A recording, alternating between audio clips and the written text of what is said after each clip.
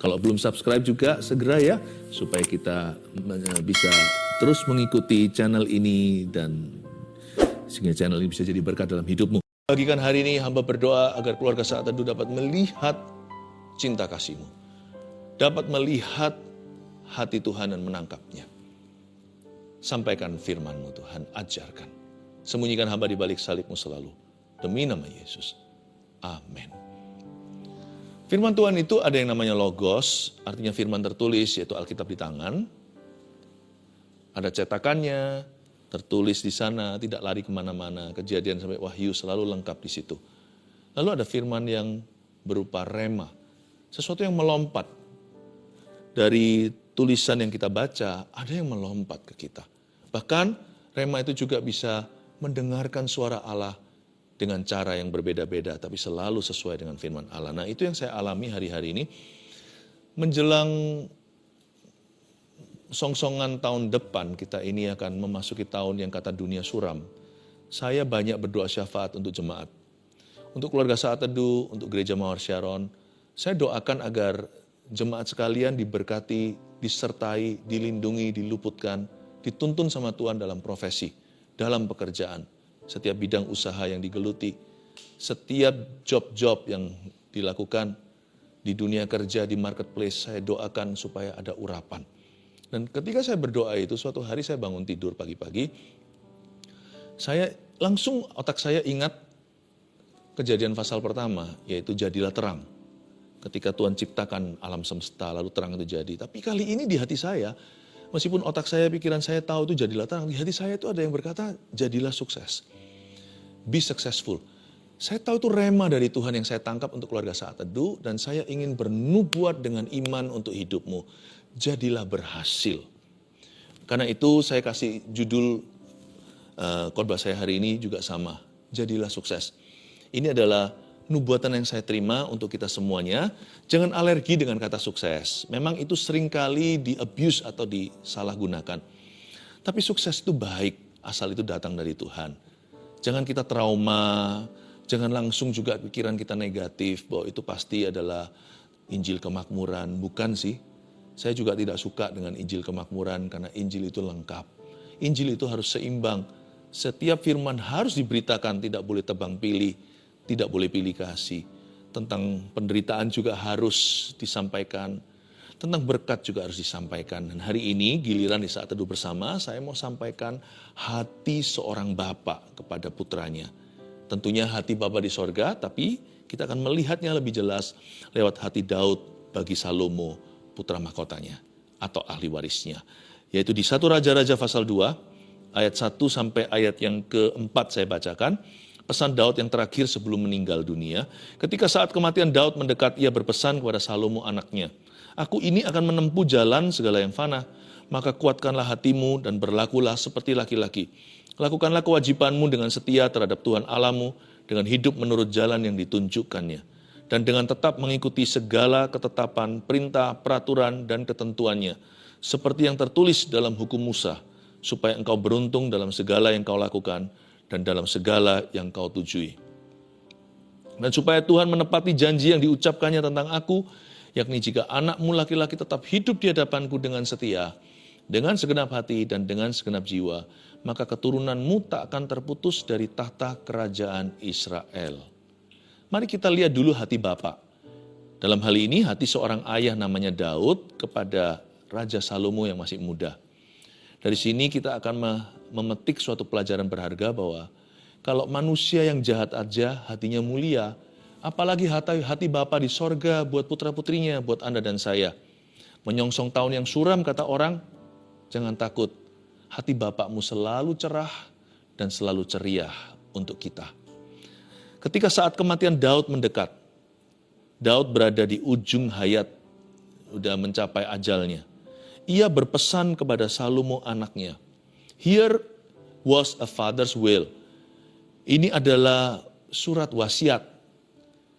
Ini adalah a dying wish atau harapan seorang bapak yang segera meninggalkan anaknya sendirian.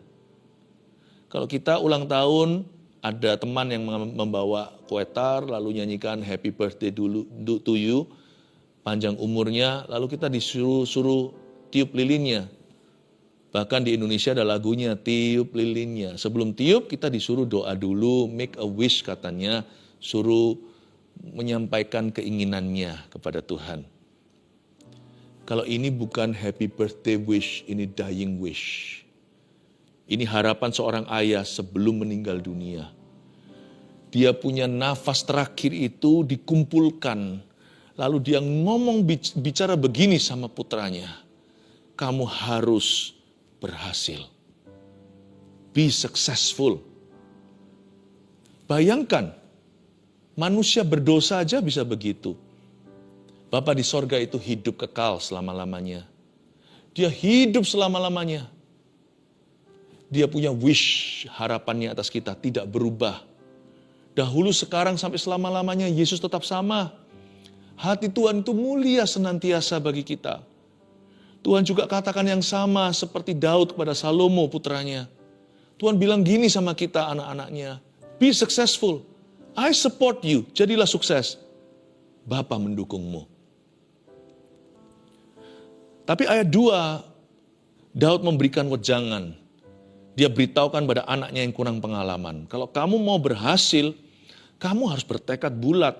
Lihat ayat 2. Aku ini akan menempuh jalan segala yang fana. Itu kata indahnya, kata indah seorang yang mau meninggal dunia. Dengan kata lain, sebentar lagi aku mati. Maka kuatkanlah hatimu dan berlakulah seperti laki-laki. Berlakulah seperti laki-laki ini bukanlah soal gendernya. Ini juga firman bagi laki-laki maupun perempuan. Kuatkanlah hatimu dan berlakulah seperti laki-laki, itu kencangkan seluruh ototmu. Pakai setiap kekuatan yang tersisa. Kuatkan hatimu dari semua yang perlu Anda kuatkan dalam hidup ini. Misalnya kesehatan, tubuh fisik kita, sistem pekerjaan kita, bisnis kita. Apapun yang Anda hendak kuatkan, kuatkan hati dulu.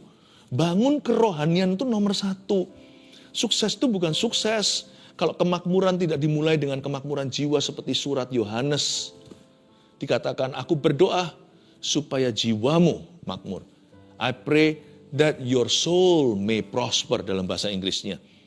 Kerohanian kita itu yang harus berbuah lebat. Sebelum segala sesuatu menyusul nanti. Semua yang lain itu hanyalah bonusnya. Hubungan kita dengan Tuhan tidak boleh stagnan. Hubungan kita dengan Tuhan tidak boleh dorman. Dorman itu apa ya? Kalau kita itu punya akun di bank, lalu sudah nggak pernah lagi ada pergerakan, nggak ada keluarnya, nggak ada masuknya, sisa sedikit saja, maka dari pihak bank akan berkata ini adalah akun yang dorman, sudah non-aktif. Hubungan kita dengan Tuhan nggak boleh non-aktif. Kuatkan hatimu itu suatu aktivitas terus. Aku harus bangun diriku di atas dasar imanku yang teguh. Aku berbahasa roh setiap hari. Bukan supaya aku jadi kaya, bukan supaya aku menjadi orang yang berhasil versi dunia. Tapi aku mau jalan dalam rencana Allah.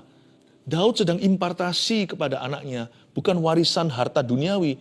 Dia wariskan kekuatan imannya. Dia berkata, nak, kalau kamu mau jadi orang yang successful, kamu harus be determined. Kamu harus bertekad bulat, karena di luar sana itu seperti kesebelasan. Sepak bola maksud saya, 22 orang berebut satu bola. Tidak semua orang bisa menggiring bola. Dan semua juga mau masukkan ke gawang, tapi banyak kipernya. Banyak yang akan menghalangi Anda untuk mencapai gol-gol Anda. Kalau Anda jadi orang yang pelin-pelan, kalau kita jadi orang yang lembek, apa namanya hari-hari ini, generasi strawberry, dipencet sudah langsung berair, langsung sudah berdarah-darah, sudah langsung menyerah, lemparkan handuk putih berkata, udah deh, aku malas mencoba, gagal terus. Kalau kita mau jadi orang berhasil, kita harus bandel, kita harus lawan arus sambil pegang Yesus. Jangan lawan arus dengan kekuatan sendiri, nanti gigit jari. Pegang Yesus, lalu lawan arus. Lawan arus dan tetap pegang Yesus. Dia berkata, kuatkanlah hatimu. Apapun kalau mau besar, harus di tangan orang yang bermental besi. Harus di tangan orang dan dijalankan, dipimpin oleh seorang yang bersemangat baja. Kamu harus berlaku seperti laki-laki. Kalau otot baja, urat baja itu di Indonesia, ya dongengnya ceritanya Gatot Kaca gitu ya. Kalau ini Raja Daud berkata, kamu harus menjadi pahlawan yang gagah perkasa. Berlakulah seperti laki-laki. Be a Superman, but not in your own strength. Jadi seorang Superman, tapi bukan dengan kekuatanmu sendiri. Tapi dapatkan kekuatan dari Super God. Dapatkan kekuatan dari Allah yang Maha Kuasa, di Almighty. Maka kuatkanlah hatimu, be determined. Bangun dulu kerohanian. Kencangkan otot-otot rohanimu.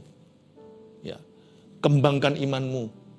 Baca firman itu jangan dikit-dikit, jangan tanggung-tanggung, jangan asal-asal. Baca sungguh-sungguh, renungkan siang dan malam. Supaya perjalananmu berhasil. Supaya kemanapun kau pergi, kau beruntung, kata Tuhan pada Yosua pasal pertama. Saya berdoa, minggu-minggu ini saya berdoa, dan khususnya minggu ini saya mau banyak bicara sama jemaat. Soal profesi mereka, pekerjaan, soal keuangan, terutama soal iman. Ayo, saya dorong Anda, agar Anda mulai membangun iman dengan serius. Lalu ayat yang ketiga berkata, lakukanlah kewajibanmu dengan setia terhadap Tuhan Allahmu, dengan hidup menurut jalan yang ditunjukkannya. Berhenti di sana di ayat 3a. Itu tadi diulang lagi. Daud berkata gini sama anaknya, kalau kamu mau jadi seorang yang berhasil ya nak, kamu harus pertama-tama jadi orang yang berhasil dalam mengikut Tuhan. Namanya sukses yang nomor satu terutama itu adalah sukses mengikut Yesus. You must be successful in following the Lord. Seperti lagu apa itu Sister Act, I will follow you wherever he may go. Aku akan mengikutmu kemanapun kau pergi. Kalau kita mau berhasil, kalau kita mau sukses jadi orang, tangkaplah dan raihlah sukses tertinggi, yaitu sukses mengikut Tuhan. Dan itu nggak bisa kita lakukan kalau kita nggak sengaja menaruh Tuhan di depan dan di tengah-tengah hidup kita dan di atas segalanya. Anda baca ya bersama dengan saya, lakukan kewajibanmu dengan setia terhadap Tuhan Allahmu dengan hidup menurut jalan yang ditunjukkannya dan dengan tetap mengikuti segala ketetapan. Itulah jalan yang ditentukannya. Itulah jalan yang ditunjukkannya. Dengan tetap mengikuti segala ketetapan, segala perintah, segala peraturan, segala ketentuannya. Seperti yang tertulis dalam hukum Musa. Ini bukan bicara soal hukum Taurat. Ini bicara tentang Kristus di perjanjian lama. Wujudnya dalam bentuk perintah, peraturan, ketentuan, ketetapan. Itu berarti Daud bilang begini sama Salomo. Aku sudah menempuh jalur panjang. Aku sudah menempuh jalan lama. Sebentar lagi aku akan meninggal dunia. Percaya papa nak, percayalah bahwa tidak bisa kita itu berhasil sungguhan kecuali kita jadikan Kristus segalanya. Dia jadikan Kristus ketetapan kita, peraturan kita, perintah kita, ketentuan kita. Segala sesuatu yang tertulis. Firman ini benar. Dengan kata lain, Daud berpesan. Dan hari ini Roh Kudus pakai firman ini untuk berpesan kepada kita. Be Christ-centered in everything you do. Apapun yang kau lakukan, tetaplah berpusat pada Kristus. Berpusat pada firman. Be Christ-centered. Be word-centered. Alkitab ini bukan buku bagi saya, meskipun ada kitabnya. Alkitab ini adalah the center of my life. Alkitab ini adalah pusat kehidupan saya. Semua apapun pembicaraan saya, pernikahan saya, ya, parenting saya, cara membesarkan anak, metode saya, cara hidup, gaya hidup saya, metode pelayanan, segala sesuatu itu patronnya adalah firman. Ini menjadi sentralisasi. Segala sesuatu yang saya lakukan, katakan, yang saya miliki, semuanya itu dari sini. Be Christ-centered, ikuti segala ketetapan, segala perintah, peraturan, ketentuan, seperti yang tertulis dalam hukum Musa. Jadikan firman itu pusat kehidupanmu, jadikan Kristus pusat kehidupan. Supaya, coba lihat itu tadi. Supaya apa? Kita mengikuti segala ketetapan, perintah, peraturan, ketentuan, supaya engkau beruntung dalam segala yang kau lakukan dan dalam segala yang kau tuju. Dalam bahasa Inggrisnya kira-kira begini, so you will be successful and unstoppable. Daud ngomong begini sama putranya, sama anak kesayangannya. Nak, kamu lakukan semua itu ya supaya kamu beruntung dalam segala yang kamu lakukan dan segala yang kamu tuju. Supaya kamu berhasil dalam tujuan-tujuanmu. Supaya kamu sukses. So you'll be successful and unstoppable. Supaya tidak ada yang bisa merintangimu, tidak ada yang bisa menghalangi. Tapi sungguhan ya, jikalau kita melakukan kehendak Tuhan dengan cara yang berkenan pada Tuhan, plus dengan pertolongan Tuhan apalagi, siapa sih yang bisa bertahan melawan kita? Coba renungkan. Kalau Allah di pihak kita, kan kehendak ya kehendaknya, aku melakukan kehendaknya. Aku melakukan kehendak Allah. Cari dahulu kerajaannya serta kebenarannya. Kalau hari ini hidupku benar di hadapannya, siapa lawanku? Apalagi kalau saya melakukan kehendak Tuhan itu dengan cara yang berkenan. Metodenya pun ku perhatikan, tidak menghalalkan semua cara. Tujuan tidak menghalalkan cara. Tapi saya dengar-dengaran dengan Tuhan. Tuhan pimpin dan tuntun setiap langkah. Coba bayangkan, Tuhan kalau tolong kita, bantu kita, Tuhan berpihak pada kita. Siapa bisa rintangi kita? Coba ayo. Bukan hanya sukses, kita jadi orang yang tidak bisa dihentikan. Unstoppable. Daud tahu itu karena Daud adalah orang perang. Dan dia selalu menang. Selalu menang. Daud gak pernah kalah. Selama hatinya berpaut pada Allahnya, dia gak pernah kalah sekalipun. Tapi Daud tahu semua itu bukan karena mighty atau kuasa militernya atau strateginya. Itu bukan gagah perkasa. Dia tahu itu karena Allah beserta. Makanya itu dia beritahu sama anak muda yang kurang pengalaman ini. Yang nantinya akan menjadi raja yang paling sukses. Ya, raja yang paling berhasil, bahkan raja terkaya sepanjang sejarah. Dia berkata, supaya kamu beruntung dalam segala yang kamu lakukan dan dalam segala yang kau tuju. So you will be unstoppable. Supaya tidak ada satupun musuhmu bisa merintangi, menghalangimu. No one. Tidak ada seorang pun bisa berkata kepadamu, kamu tidak bisa lakukan itu. Kalau Allah beserta dan kalau itu kehendaknya, kamu bisa melakukan segala perkara di dalam Dia yang memberimu kekuatan. Saya bisa bayangkan Salomo di ranjang kematian Daud. Di sisi ranjangnya, dia memperhatikan dengan seksama. Ini nggak bisa didapatkan di bangku kuliah. Ini keluar dari seorang yang diurapi, seorang nabi, raja, imam yang diurapi, papanya sendiri yang sudah mengalami suka duka dengan Tuhannya. Dan supaya Tuhan menepati janji yang diucapkannya tentang aku, ayat 4. Yakni, jika anakmu laki-laki tetap hidup di hadapanku dengan setia, dengan segenap hati, dan dengan segenap jiwa, maka keturunanmu tak akan terputus dari tahta kerajaan Israel. Ayat 4 sini kita bisa melihat hati Tuhan, hati Bapa untuk kita sekali lagi. Daud berkata, supaya Tuhan menepati janji yang diucapkannya tentang aku, maksudnya tentang keluarganya. Waktu Daud baru diangkat jadi raja, Daud kan dapatkan semua janji Tuhan untuk family atau keluarganya. Daud waktu itu membuat satu doa. Kata-kata doa itu tertulis di perjanjian lama, di biografinya. Dalam doa itu dia berkata, siapakah aku? Siapakah keluargaku sehingga engkau memandang aku dan mengangkat aku Tuhan. Bahkan engkau sudah berbicara tentang orang-orang yang belum ada, belum eksis bahkan. Hari ini mereka belum dilahirkan. Daud menerima sebuah pewahyuan tentang keturunannya. Bahwa tahtanya akan tetap di Israel. Bahkan sebelum satu pun anak-anak yang disebutkan Tuhan itu dilahirkan. Daud ngomong begini sama Salomo. Allahmu itu, yaitu Allahku. Allah yang akan kau sembah sepanjang sejarah. Engkau bertahta. Allahmu itu mulia. Janjinya itu selalu kind, selalu baik. Inilah janji yang diucapkannya tentang aku. Coba baca ya janjinya sekali lagi. Tidak ada kebusukan di dalamnya. Tidak ada ilfil dari Tuhan. Tidak ada niat buruk. Betul sekali kalau dikatakan di ayat yang lain. Sebab aku tahu rancangan apa yang ada padaku tentang dirimu. Bukan rancangan kecelakaan. Sungguhan Tuhan tidak pernah punya rencana yang negatif, yang buruk, yang kutuk, yang busuk. Dan supaya Tuhan menepati janji yang diucapkannya tentang aku. Apa janji Tuhan pada Daud? Apakah janji itu? Titik 2, yakni Jika anakmu laki-laki tetap hidup di hadapanku dengan setia, itu syaratnya, dengan segenap hati dan dengan segenap jiwa, maka ini akibatnya, keturunanmu tak akan terputus dari tahta kerajaan Israel. Dengan kata lain, aku akan menegakkan tahta Daud selama-lamanya. Baik ya Tuhan itu ya. Meskipun Tuhan juga bisa keras sama Daud waktu dia salah soal Batsheba. Pernah sekali, Tuhan kasih dia hajaran. Tuhan kasih dia didikan yang keras. Terjadi berbagai macam calamity atau malapetaka. Tapi masa-masa itu sebentar.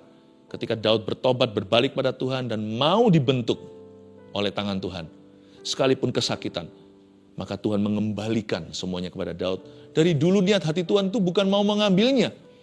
Tuhan terpaksa mengambilnya karena Daud harus belajar dari kesalahannya. Hati Tuhan itu loh gak pernah sama sekali punya niat hati, keinginan seiota setetes pun untuk mengambil apa-apa dari hidupmu. Atau merampas sesuatu. Kalau kita lihat dari janji Tuhan, Tuhan malahan kepingin sekali untuk memberkati Daud.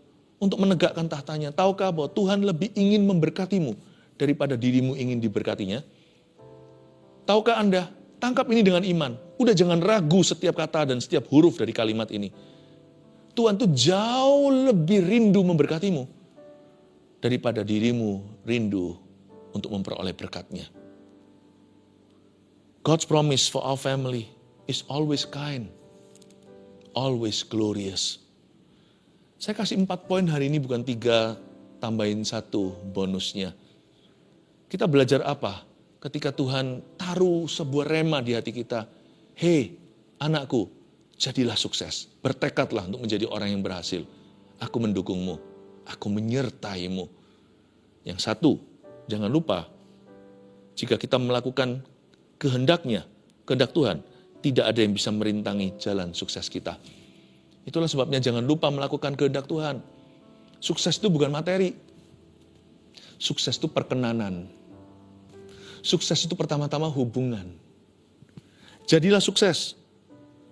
Ingat ini, poin ke-1. Jika kita melakukan kehendak Tuhan, tidak ada yang bisa merintangi. Udah, kalau perlu kasih tanda seru. Mana ada yang bisa merintangi jalan sukses kita kalau Allah beserta? Nomor 2. Kuncinya adalah, ini kuncinya, catat ya, hadirat Tuhan yang memberi damai sejahtera. Makanya itu sukses harus dijaga di dalam. Uang sih bisa dicuri, ada ngengat yang memakan, pencuri bisa merampasnya. Makanya Tuhan berkata, carilah harta di sorga dulu. Bukan harta di bumi.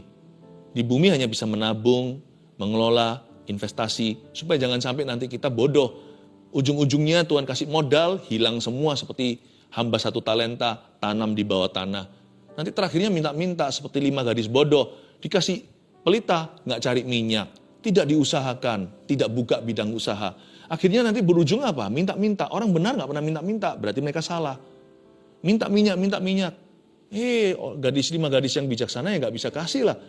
Punya mereka pas-pasan untuk mereka sendiri. Setiap orang punya kuotanya sendiri di hadapan Tuhan. Akhirnya apa yang terjadi? Ujungnya dia akhirnya terlempar keluar dari ruang pesta. Dia nggak bisa masuk dalam rencana Allah. Kan sayang kan? Memang di hidup ini kita patut seharusnya kita menjadi good steward atau menjadi manajer yang baik. Kita mengelola kasih karunia, kita menabung, menginvestasikan, supaya nanti kita bisa terus jadi berkat bagi orang lain. Tapi ingat ya, sekalipun demikian, sekalipun di luar kita harus kelola, terlebih lagi di dalam. Di dalam ini lo harus dijaga-jaga hati dengan segala waspada. Itu apa yang dijaga? Hati kita, jantung kita? Bukan. Itu menjaga hadirat Allah di dalam hati kita. Jangan dukakan Roh Kudus. Kalau kita melakukan sesuatu yang salah, cepat bangkit. Jangan lama-lama. Jangan biarkan akhirnya tempat Roh Kudus kadaluarsa karena Anda kosongin terus di sana.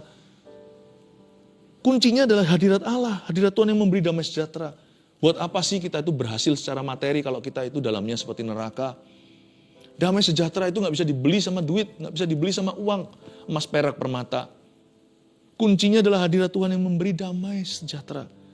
Jaga damaimu itu harta karun yang sesungguhnya. 3, Tuhan ingin kita menikmati karir yang berbuah dan rumah tangga yang diberkati. Tulis aja, ini rema yang saya dapatkan untuk Anda. Meskipun ya kita nggak bisa pakai ini untuk klaim atau bukan untuk menuntut Tuhan kalau sesuatu buruk terjadi. Tapi jangan ragukanlah hati Bapa. Do not doubt the Father's heart. Jangan ragu, hatinya Bapa itu selalu mulia. Kalau kita nggak percaya kalimat ini, coba kita balik. Kedengarannya salah sekali. Tuhan ingin karir kita gagal. Masa iya? Tuhan ingin rumah tangga kita hancur. Masa betul? Bagi orang yang selalu ragu, nggak berani untuk ketok palu, nggak berani untuk paku bumikan kalimat ini karena takut nanti prosperity, kemakmuran. Enggak kok. Saya hari ini siap hidup untuk Tuhan, siap mati untuk Tuhan. Kalau Tuhan nggak jawab lagi doa saya, satu pun tak terjawab lagi mulai hari ini, saya tetap cinta Tuhan. Emangnya saya bisa kemana? Emangnya punya opsi lain? Dia yang pegang firman kehidupan. Bukankah kita sudah ditebus dengan darah? Kita ini milik Yesus. Mau pergi kemana, mau lari kemana, majikan kita hanya satu, kita sudah dibeli. Dan kita ini nggak layak terima apa-apa, nggak masuk neraka aja sudah super terima kasih. Saya tahu. Tapi jangan ragu sama kalimat ini. Daud aja mau mati aja kepingin anaknya successful kok. Masa bapak yang hidup kepingin kita itu ambruk? Enggak kan? Di sini kita bisa melihat dengan sangat jelasnya hati Bapa yang tidak perlu diragukan. Tuhan memang ingin kita menikmati karir yang berbuah, fruitful work. Kalau Tuhan bisa pulihkan Taman Eden, Tuhan pulihkan dalam dirimu. Taman Eden itu mana ada buah yang busuk.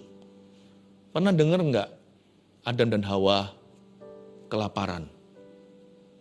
Enggak pernah. Mereka boleh makan dari semua buah dari setiap pohon yang ada di Eden itu. Kecuali ada satu pohon di taman itu jangan dijamah, yaitu pohon yang berbuahkan dosa. Pohon pengetahuan tentang yang baik dan yang jahat. Tuhan kepingin kita punya fruitful work seperti Eden itu. Meskipun kita sekarang harus berkeringat karena kita hidup di dalam dunia yang penuh perjuangan, tetapi saya percaya Tuhan masih bisa menumbuhkan buah-buahan dalam kehidupanmu lewat pekerjaanmu. Bukan hanya itu saja, rumah tangganya pun Tuhan ingin kita memiliki atau mengalami a blessed home atau rumah keluarga yang diberkati. Tuhan kepingin kita punya relationship, hubungan yang harmonis, yang saling mengasihi, yang saling menguntungkan, saling melengkapi. Tuhan kepingin rumah tangga kita itu bahagia. Mana ada Tuhan itu nikahkan di holy matrimony memberkati sepasang sejoli laki-laki dan perempuan menjadi suami istri, lalu Tuhan kepingin menghancurkan mereka. Tuhan bawa orang bangsa Israel keluar dari Mesir supaya mereka dihanyutkan di Laut Merah, supaya mereka ditenggelamkan di samudera. Enggak, Tuhan enggak pernah berkati pernikahan seseorang berujung supaya Tuhan bisa hancurkan mereka. He wants to bless your home. Dia ingin memberkatimu. Kalau di dalam keluarga Anda hutang piutang tidak pernah selesai, aduh itu seperti kuk yang dipasang setan, seperti roh perbudakan. Masa Tuhan tidak mau bebaskan kita kalau kita minta kepadanya, mintalah maka akan diberikan kepadamu, carilah maka engkau akan menemukan, ketoklah pintu akan dibukakan. Tuhan mau. Katakan pada dirimu, Tuhan mau. Yang terakhir, yang keempat, ini sebagai peringatan. Bukan kata tadi ada ketetapan, peraturan, perintah, tapi juga ada peringatan. Supaya kita jangan menuntut Tuhan. Tuhan itu siap untuk diuji.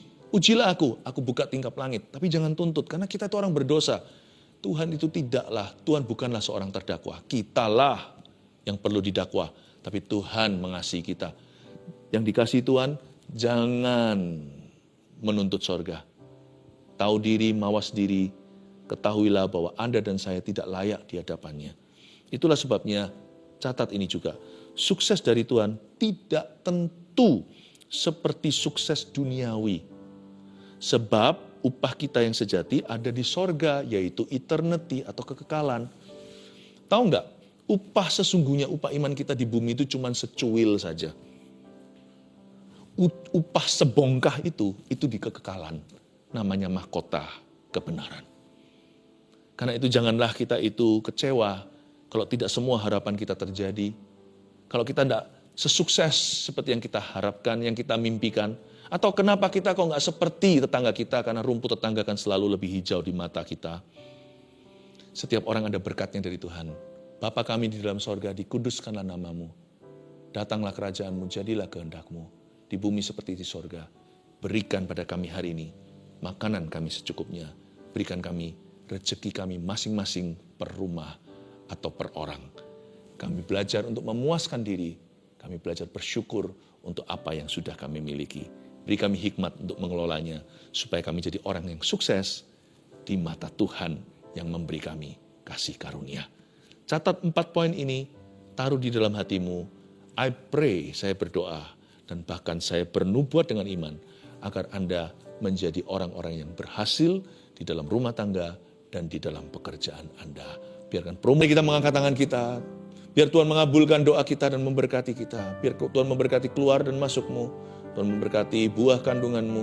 Tuhan memberkati meja makanmu. Tuhan memberkati keluargamu. Pintu masukmu.